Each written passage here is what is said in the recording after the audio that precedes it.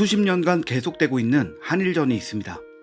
여러분, 혹시 우리가 꼭 알고 있어야 하는 중요한 영토에 대해 알고 계시나요? 제주도에서 남쪽으로 200km 정도 떨어진 바다 밑에 있는 영역으로 우리나라 면적의 80%, 약 82,000제곱킬로미터 크기의 대륙붕이며 동일한 이름의 영화 제목으로도 많이 알려져 있는데요. 일명 제7광구입니다. 우리가 이 7광구를 기억해야 하는 이유, 바로 석유 때문입니다. 우리나라는 2021년 기준으로 석유 수입국 순위 세계 5위, 석유 소비국 순위는 세계 8위입니다. 사실상 국내에서 소비하는 석유의 전량을 해외 수입량에 의존하고 있는데요. 앞으로 세계 정세는 자원 경쟁으로 강대국 약소국이 구분될 것으로 예상되고 있기에 석유 개발 및 확보는 우리나라 국가 안보와도 직결된 문제라고 볼 수 있습니다. 그래서 7광구가 중요합니다. 어마어마한 양의 석유가 매장되어 있을 것으로 예측되고 있기 때문인데요. 1960년대 에머리 보고서를 비롯해 1990년대 한일 공동탐사, 2004년 우드로 윌슨 보고서 등에서 언급된 기회의 땅이자 대한민국이 산유국으로 거듭날 수 있는 절호의 찬스입니다. 1968년 유엔 산하의 아시아경제개발위원회는 동중국해의 자원을 탐사했는데요. 당시 탐사단장이었던 에머리는 한국의 제주 남쪽 해역인 7광구에 엄청난 양의 석유와 가스가 매장되어 있을 가능성이 굉장히 높다는 보고서를 작성했습니다. 이게 앞서 소개한 에머리 보고서인데요. 이후 미국 에너지관리청에서 발표한 주요 자원 부국 현황을 보면 7광구에는 러시아 흑해 유전과 맞먹는 약 1000억 배럴의 석유 자원이 묻혀 있을 가능성이 높다고 나와 있습니다. 또한 2004년에는 미국의 국제정책연구소인 우드로 윌슨 센터의 보고서가 공개되었는데요. 동중국해 천연가스 매장량이 사우디아라비아의 약 10배에 달할 것이다 라고 추정했습니다. 물론 이는 정확한 수치라기보다는 추정치인데요. 추정치를 현재 국제 유가 기준 달러로 환산했을 때 9천조 원에 달한다고 합니다.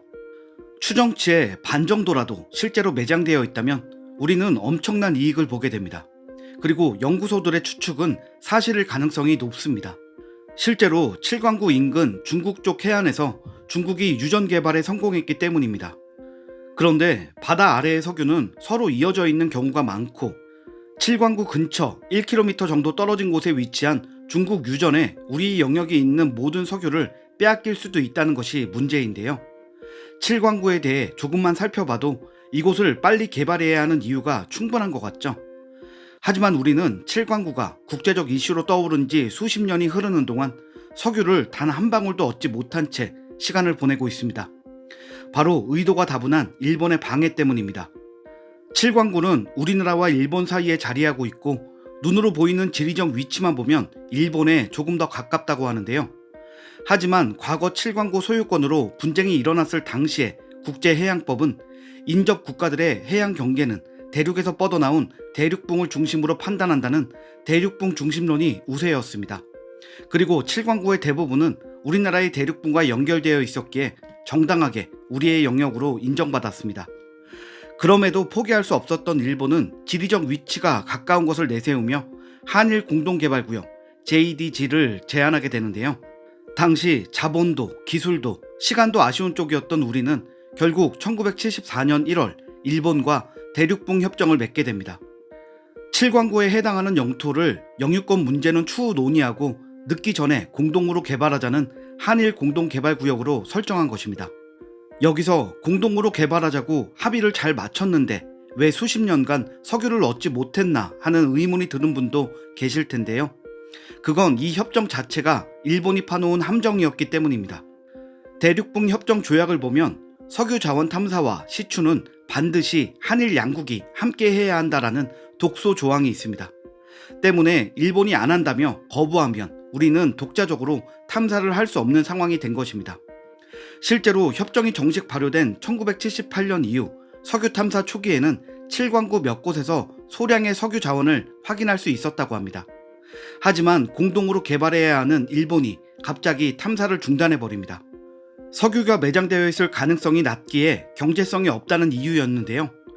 그동안 보고되었던 석유 매장량이 어마어마할 것이다 라는 연구에 비해 근거가 매우 빈약했죠. 그 이후로도 일본은 몇 번이고 우리나라의 7광구 탐사 제안을 거부했습니다.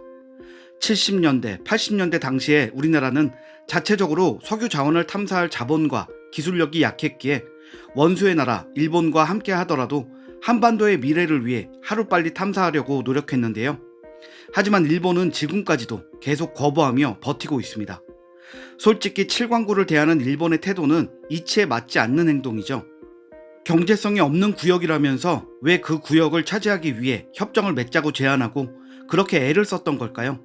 그리고 협정을 맺어놓고 왜 이행하지 않는 걸까요? 자신들도 얻는 것이 많을 공동 개발인데 말이죠.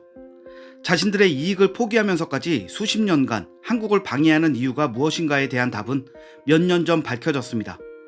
한국에 득대는 일은 정말 하기 싫었던 것인지 일본이 뒤로 다른 수를 쓰고 있었기 때문입니다. 그렇습니다. 일본은 중국과 손을 잡았습니다. 앞서 중국이 칠광구 근처에 유전을 개발했다고 설명드렸는데요.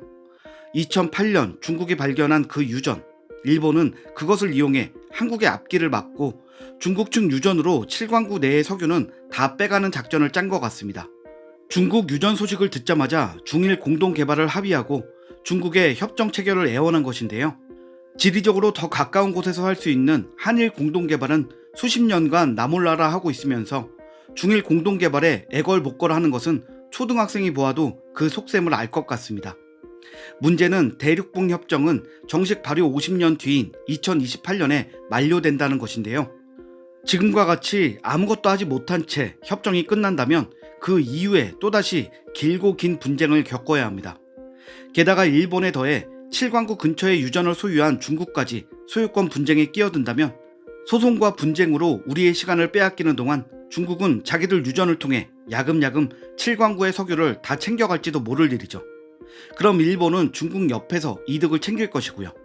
한일전에 한중전까지 되는 상황, 우리에게는 최악의 상황입니다.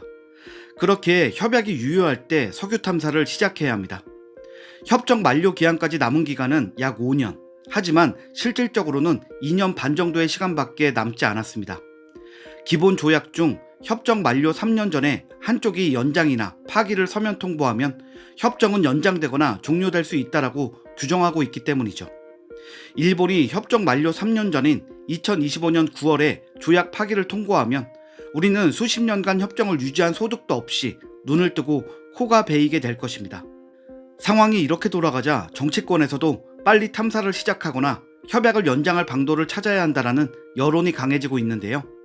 일본이 칠광구 개발을 방해하는 것은 협정 종료까지 기다렸다가 바뀐 국제해양법인 배타적 경제수역을 내세워 제7광구의 영유권을 주장해 자원을 독식하려는 저희다 라는 반응이 압도적입니다. 실제로 그런 태도를 보이고 있죠. 때마침 다음 달 윤석열 대통령과 기시다 후미오 일본 총리의 한일 정상회담이 열릴 것으로 관측되고 있는데요. 이 정상회담에서 한일 양국에게 모두 중요한 칠광구 문제를 주요 의제로 다뤄야 한다는 목소리가 높아지고 있습니다. 협정 만료 기한이 얼마 남지 않은 시기에 정상회담이라니 칠광구 문제를 조금이라도 빨리 해결할 판은 깔린 것 같은데요. 결과는 어떻게 될까요? 협정은 연장될 수 있을까요? 우리가 정당하게 인정받은 구역을 이제는 개발할 수 있을까요? 오늘의 영상 여기까지입니다. 내용이 유익하셨다면 구독과 좋아요 부탁드리겠습니다. 시청해주셔서 감사합니다.